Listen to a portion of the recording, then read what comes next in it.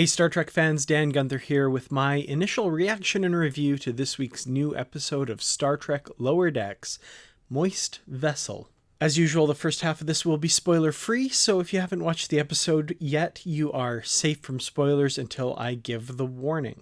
So, first impressions, I rather enjoyed this episode. I thought there's some really great character development for the main character, of course, Ensign Mariner.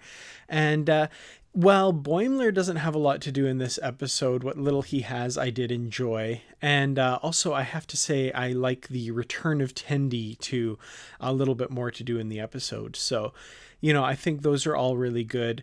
I enjoyed the humor in this one as well. The Trek tropes that get explored in this, I think, are fun as well. Something that Lower Decks has become really known for and gotten really good at, I think, is exploring those Star Trek tropes and, poking fun at them, but not, mocking them kind of thing.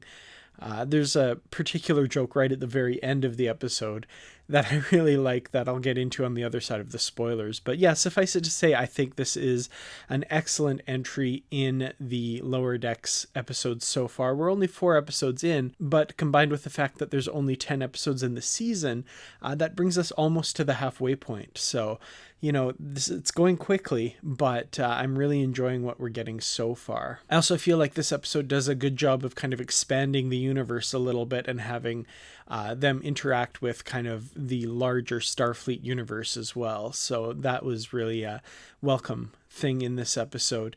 The animation as well, I want to call out in this episode as being particularly good. Nothing about the show has really wowed me animation-wise. There's nothing particularly groundbreaking, but I feel like the work that was done in this episode was definitely pretty good.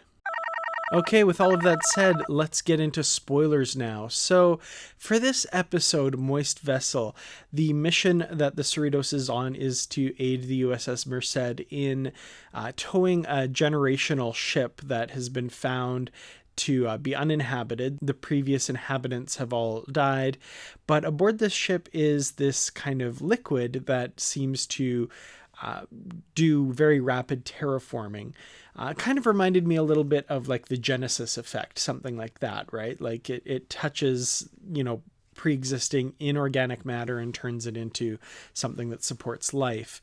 Sounded a little familiar there. And in the course of this episode, Mariner is mouthing off to the captain, making her look bad, and the captain is trying to get her to transfer off of the Cerritos. And to do that, she assigns her, all of the worst duties aboard the ship. This is the bit in the trailer that you would have seen where she's cleaning out the holodeck waste systems.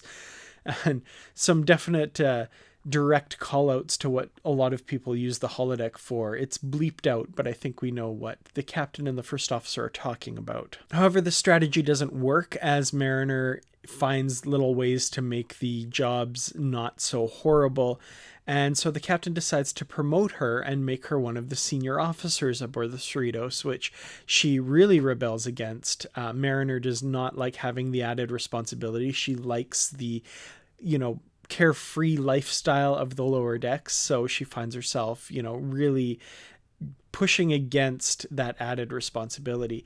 Meanwhile, Boimler, however, envies, of course, the promotion and tries to emulate Mariner in how she got the promotion, which, isn't a huge part of the episode, but I enjoyed it. I think Boimler is just ridiculous when he tries to be, a rebel. And the worst thing he can come up with is to spill coffee on the first officer, which, of course, is awful. And it's not going to get him to his goal in any way, shape, or form. So some fun stuff with Boimler. I did enjoy the added focus on Tendi, as I mentioned.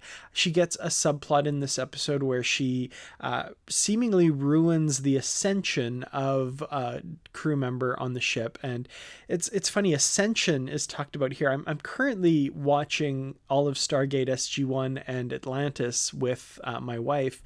And ascension in that is experienced by one of the characters, Daniel Jackson, and they treat that the exact same way in this episode as they do in Stargate. So becoming a being of pure energy that knows all of the secrets of the universe kind of thing.